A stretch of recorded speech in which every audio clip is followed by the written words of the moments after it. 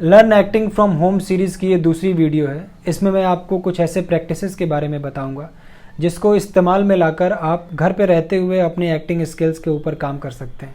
आइए देखते हैं।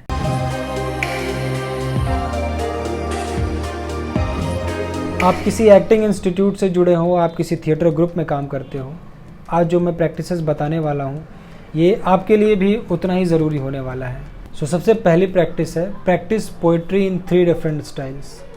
आप अपने पसंद की कोई भी कविता लें, उसे 3 अलग तरीके से कहने की कोशिश करें। अब यहाँ ज़रूरी नहीं है कि आपको परफेक्ट होना है, बल्कि कोशिश ये करना है कि आप एक तरीके को दूसरे तरीके से कैसे अलग कर पाएँ।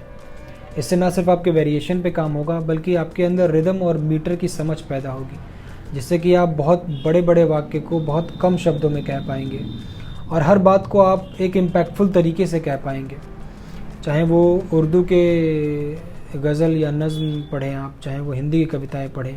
इनकी ख़ास बात यह है कि जब आप इनको पढ़ने लगते हो, इनको समझने लगते हो, तो आपको फिर बताना नहीं पड़ेगा कि कविता कैसे कहना है, बल्कि वो कविता आपसे ख़ुद बात करेगी। वो खुद आपसे कहेगी कि मुझे इस तरह से कहो, मैं इस तरह से ज़्यादा खूबसूरत लगती हूँ।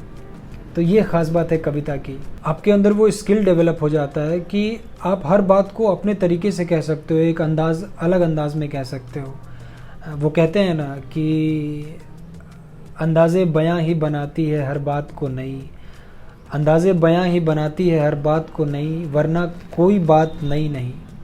तो ये कमाल है पोइट्री प्रैक्टिस का। तो एक एक्टर को पोइट्री प्रैक्टिस ज़रूर करना चाहिए। और इसका एक side effect, positive side effect ये है कि पोइट्री प्रैक्टिस से आप डायलॉग डिलीवरी में माहिर हो जाते हो। तो पोइट्री प्रैक्टिस ज़रूर करें। मैंने वीडियो की आखिर में एक नज़्म को 3 अलग तरीके से कहने की कोशिश की है, तो अगर आपके पास समय हो तो सुन के ज़रूर जाइएगा। चलते हैं अगले टिप की तरफ। जो दूसरी टिप है, watch making of the films.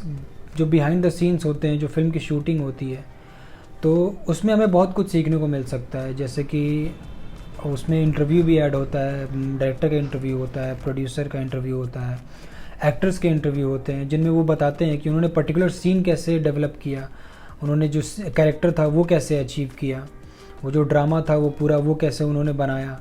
तो ये सारी चीज़ें हमें सीखने को मिलती हैं।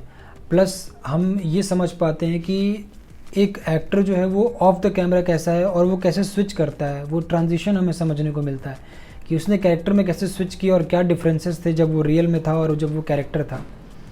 और इससे बड़ी जो चीज़ हमें सीखने को मिलती है कि डायरेक्टर का विज़न हमें समझने को मिलता है कि कैसे एक सीन में पर्टिकुलर एक्टर से उसकी क्या डिमांड थी, डायरेक्टर का क्या विज़न था, और कैसे उस एक्टर ने उस डायरेक्टर के विज़न को मैच करते हुए परफॉर्मेंस 1 टेक, 2 टेक, 3 टेक और फाइनली उसने वो किया जो डायरेक्टर को चाहिए था। क्योंकि एक एक्टर के लिए सबसे ज़रूरी है कि वो डायरेक्टर के विज़न को समझ पाए, क्योंकि इवेंचुअली फिल्म जो है वो डायरेक्टर का ही है, वो पूरी कहानी डायरेक्टर को ही कहनी है। तो बहुत ज़रूरी है एक एक्टर को डायरेक्टर के विज़न को समझ पाना। और बिहाइंड द सीन्स ये इसमें हेल्प करती है आपको कि आप कैसे जो है वो डायरेक्टर के विज़न को समझ पाएँ और वो कर पाएँ जो डायरेक्टर आपसे चाहता है। जो तीसरी टिप है वो है listen background score. Background music सुनना एक एक्टर के लिए बहुत हेल्पफुल हो सकता है, क्योंकि आमतौर पे हम रियल लाइफ में ज़्यादा इमोशनल नहीं होते हैं, हमें क्योंकि हमारी नॉर्मल लाइफ होती है, हम उतने इमोशंस एक्सप्लोर नहीं कर पाते हैं।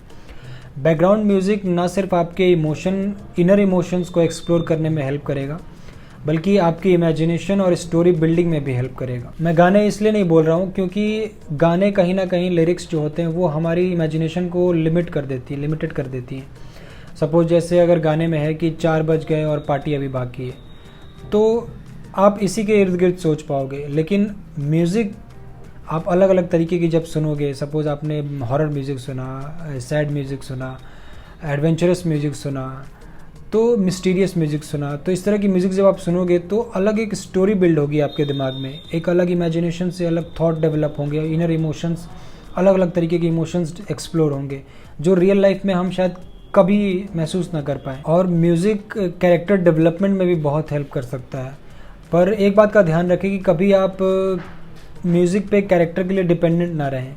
कि सपोज़ मान लो अगर आपको सैड सीन करना है तो आप सैड म्यूज़िक सुन लो, फिर आप डिपेंडेंट हो जाओगे म्यूज़िक के ऊपर। आप इसको एक्सरसाइज के तौर पे करो, पर कभी भी आप इसको डिपेंडेंट मत हो आप म्यूज़िक के ऊपर। जब आपको कोई परफॉर्मेंस देनी हो तब आप कोशिश करो कि आप एक्चुअली में वो इमोशन फील करो, म्यूज़िक का सहारा लेकर नहीं, वो एक्चुअली में आप उस चीज़ को एक्सपीरियंस करो। सो जो चौथा टिप है वो है लर्न अ न्यू एक्सेंट। एक नया एक्सेंट ज़रूर सीखें आप। ये थोड़ा लेंदी हो सकता है पर इतना मुश्किल नहीं है। सपोज़ आपको अगर बंगाली एक्सेंट सीखनी है तो जो सबसे आसान तरीका है कि आप उनके म्यूज़िक सुन लें। आप बंगाली म्यूज़िक सुनना शुरू कर दें, जो गाने होते हैं बंगाली वो सुनना शुरू कर दें। आप समझ में नहीं आते कोई दिक्कत नहीं, आप फ़न के लिए सुन लें, आप मज़े के लिए सुने, प्रेशर नहीं लेना है, रिलैक्स्ड होकर काम करना है। फिर आप शॉर्ट फिल्म्स देख सकते हैं बंगाली में। आप जो बंगाली रीजनल जो लिटरेचर है, जो नॉवेल्स हैं, जो उनके पोएम है वो पढ़ने की कोशिश करें, उसको समझने की कोशिश करें। जो बंगाली लैंग्वेज की रिदम है उसको पकड़ने की कोशिश करें, और कोशिश करें कि आप दिन में 5-10 मिनट उस एक्सेंट में बात करें। खुद से ही बात कर लें पर उस एक्सेंट में बात करने की कोशिश करें, टूटी फूटी जितने भी। इवेंचुअली धीरे धीरे वो एक्सेंट आपके पकड़ में आ जाएगी। और कभी अगर वैसा कैरेक्टर आपको मिला जो बंगाली एक्सेंट में बात करे तो आपके पास पहले से एक कैरेक्टर होगा जो बंगाली में बात करता है, उस एक्सेंट में बात करता है। तो बस आज के लिए मेरी तरफ से इतना ही। वीडियो को लाइक ज़रूर कर दीजिएगा अगर आप लोगों को पसंद आया हो तो। और जो पोएम की बात मैंने की थी वो पोएम आप लोग ज़रूर सुन के जाइएगा, ठीक है? चलिए मिलते हैं। नींद पूरे बिस्तर में नहीं होती, वो पलंग के कोने में दाएं या बाएं किसी मखसूस तकिए की तोड़ मरोड़ में छुपी होती है। जब तकिए और गर्दन में समझौता हो जाता है तो आदमी चैन से सो जाता है। धन्यवाद। नींद पूरे बिस्तर में नहीं होती, वो पलंग के कोने में दाएं या बाएं किसी मखसूस तकिए की तोड़ मरोड़ में छुपी होती है। जब तकिए और गर्दन में समझौता हो जाता है तो आदमी चैन से सो जाता है। धन्यवाद। नींद पूरे बिस्तर में नहीं होती, वो पलंग के कोने में दाएं या बाएं किसी मखसूस तकिए की तोड़ मरोड़ में छुपी होती है। जब तकिए और गर्दन में समझौता हो जाता है तो आदमी चैन से सो जाता है। धन्यवाद।